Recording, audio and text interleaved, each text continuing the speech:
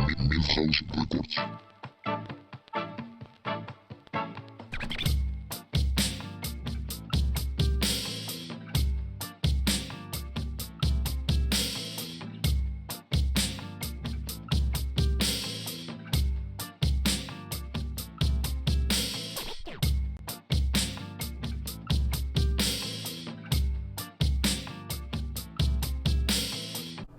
Alright, good evening everyone.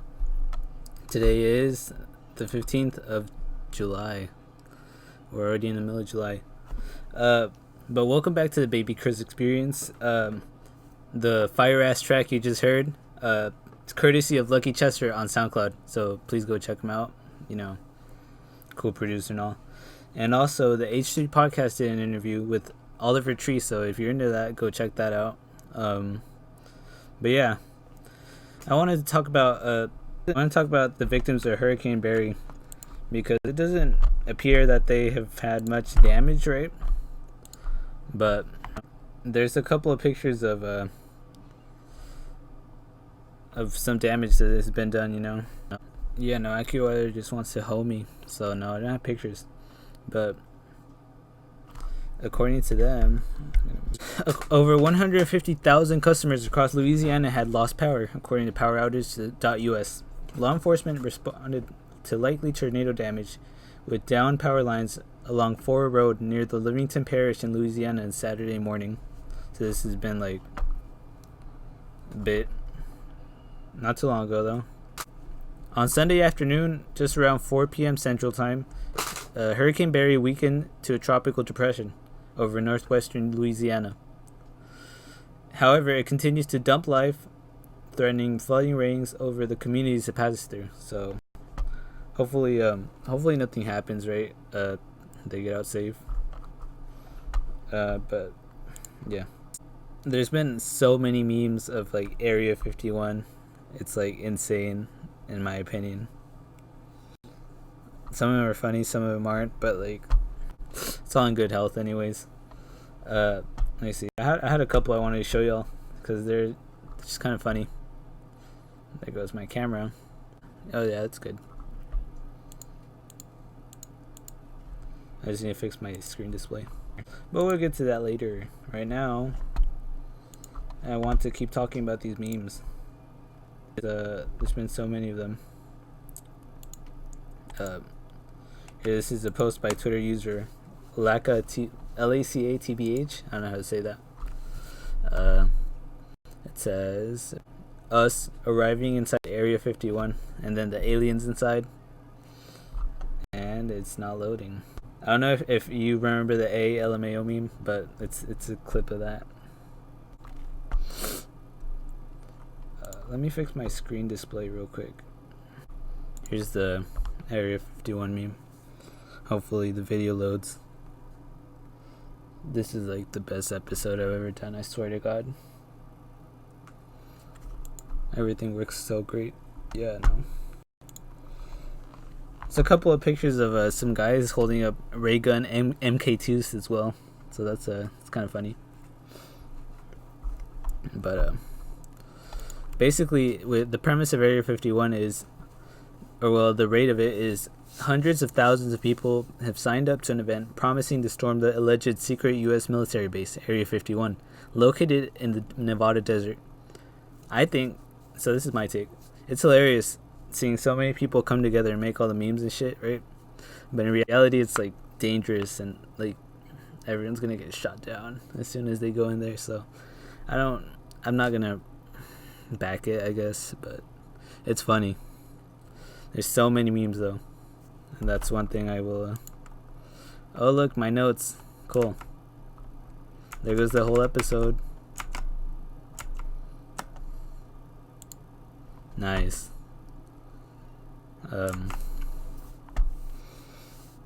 Yeah. Here's a lot of links, as you saw. And this is the article that Vox wrote on it. I just need a better computer and better internet. This is Vox's article that says more than 1 million people have RSVP'd to storm Area 51 in the name of memes. A jokey Facebook event has gone viral thanks to the power of shitposting. Amid its many failings, Facebook remains good for two things: sending birthday greetings to people you haven't talked to in years, and sharing hilariously inane jokes. Nowhere has that been better exemplified by a public Facebook event that's gone viral due to its bizarre, intentionally meme-friendly premise. More than 1 million people have RSVP'd to ambush Nevada's famed Area 51 this September. An affair whose jokey premise is so deadpan, it gained some serious mainstream attention. Early in the week of July 1st, the anonymous administrators of the public meme page Shitposting 'Cause I'm in Shambles teamed up with a Twitch video game streamer called Smiley Kun to organize an event called Storm Area 51. They can't stop all of us. Per the event description, attendees are invited to fly to Lincoln Country, Nevada, and all meet up at Area 51 Alien Center tourist attraction and coordinate our entry at 3 a.m. Pacific on September 20. The goal is supposedly to break into the highly secretive and secure military compound, which has often been characterized in fiction as a place where the U.S. government houses and researches alien technology. The thinking goes that if a bunch of people head towards the high security base at once, the military won't stand a chance of stopping them. For added measure, the meme description notes, if we Naruto run, a reference to a highly frequently meme style of running from the long-running anime Naruto, we can move faster than the bullets. Let's see them aliens. So, there you have it, Fox. And speaking of Area 51, I wanted to speak about some conspiracy theories. Specifically, the Area 51 one, because, that's the big deal lately. So Area 51 and the aliens. This is by the Time magazine. This is their write-up on the conspiracy theory. We may have tanked thanks to the space program, but who gave us such innovations as the stealth fighter and Kevlar? Aliens, of course. Conspiracy theorists believe that the remains of crashed UFO spacecrafts are stored at Area 51, an Air Force base about 150 miles from Las Vegas, where government scientists reverse engineer the aliens' highly advanced technology. Fodder for this has come from a variety of supposed UFO sightings in the area and testimony from a retired Army colonel who says he was given access to extraterrestrial materials gathered from an alien spacecraft that crashed in Roswell, New Mexico. Some believe that the government studies time travel at Area 51, also known as Groom Lake or Dreamland. The government has developed advanced aircraft and weapon systems at nearby Nellis Air Force Base, including stealth bombers and recon planes. And the government's official line that the details of Area 51 are classified for purposes of national security is only seen as further proof that the military is hiding aliens or alien spacecraft.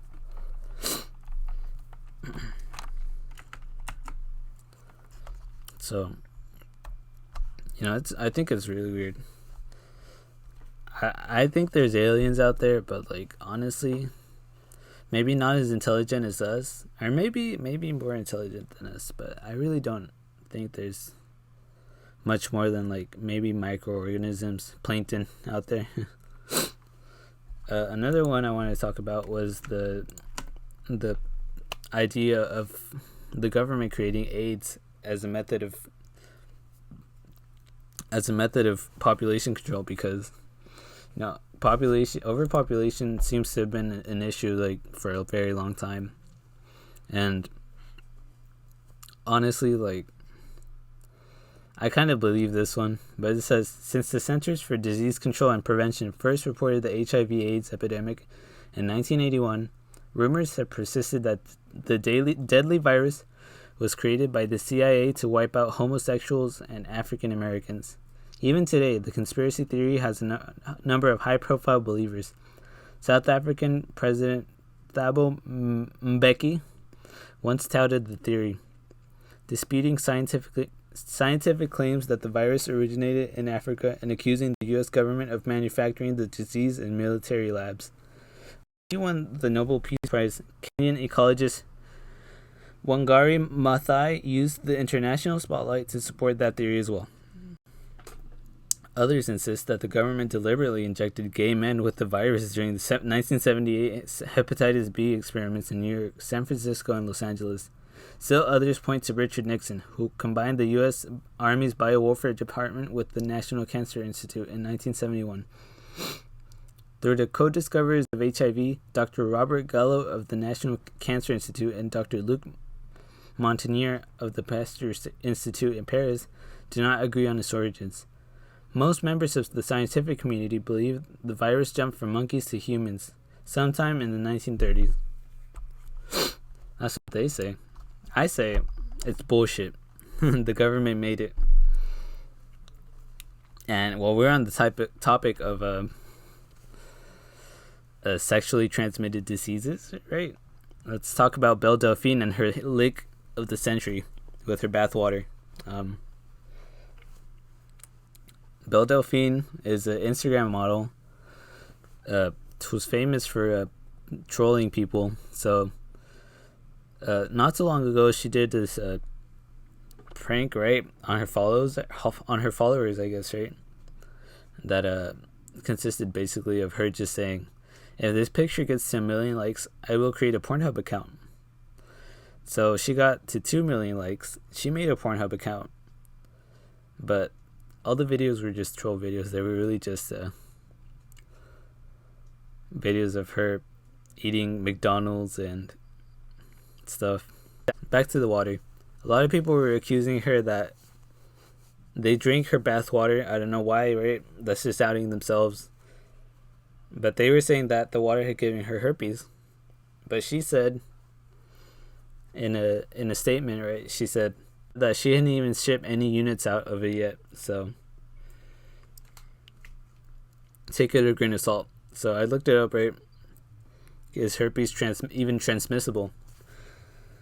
And the site says herpes can only be passed through direct skin-to-skin contact with the infected areas, such as kissing, oral, hugging passionately, genital-to-genital rubbing, pee hole, and butt passionate huggings.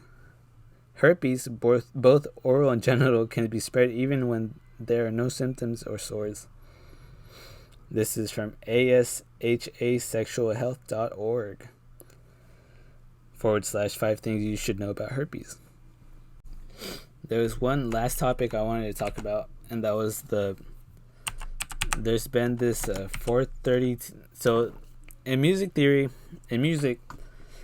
pianos are tuned to a specific frequency.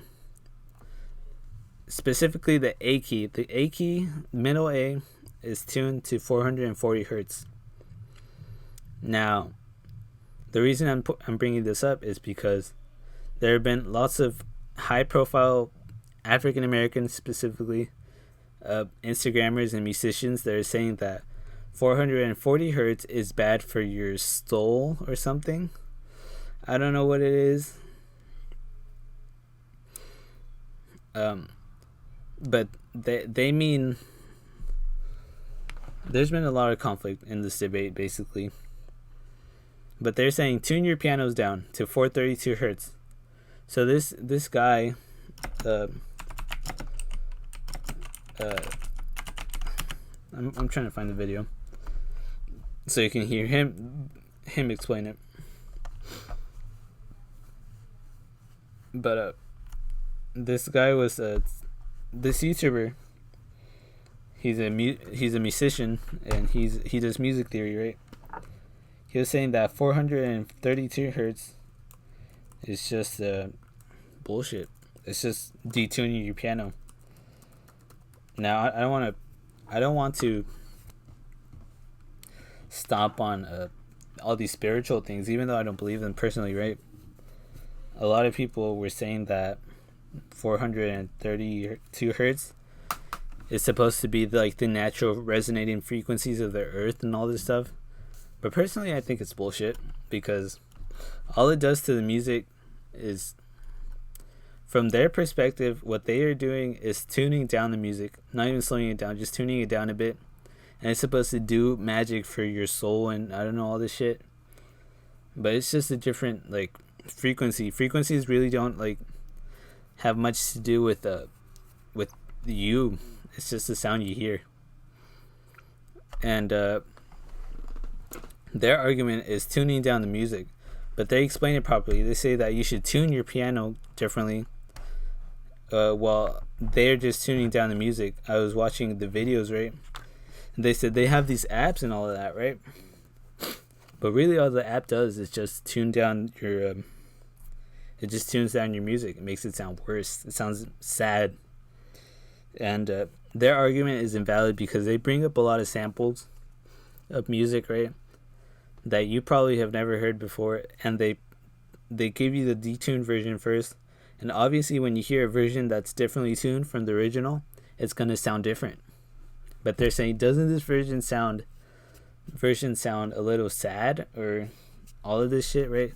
That's how intervals work. There's major, minor, diminished, perfect fifth, all of that, right?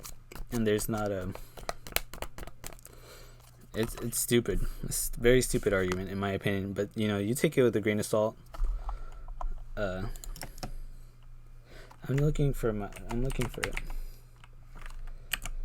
It should be in my history on YouTube. But I'll play a clip of him explaining why it's. He basically, what he does is he looks for all these resonating frequencies of the earth, right? And these charts that these guru sites post, and he tunes his piano to those frequencies. But then turns out they just sound like shit. So that's that.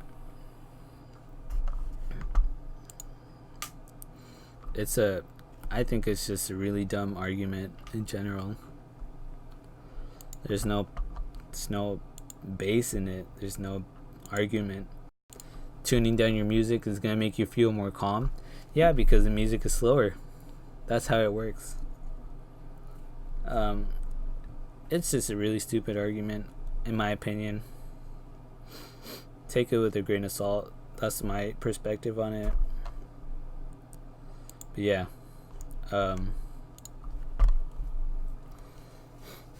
Today's just gonna be a short episode because I don't have a co-host, and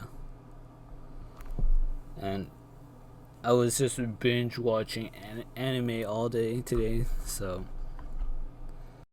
yeah. Oh yeah, and one last thing, I want to introduce this to the podcast. Every episode, I guess we should detail a thing that we like. Well, it's just me right now, but one thing I like today, or this week, I've been watching a lot of YouTube lately. So yeah, I guess specifically I've been rewatching all of H3's videos, and it's been interesting to watch their channel grow and like over the years, and watch their like style change.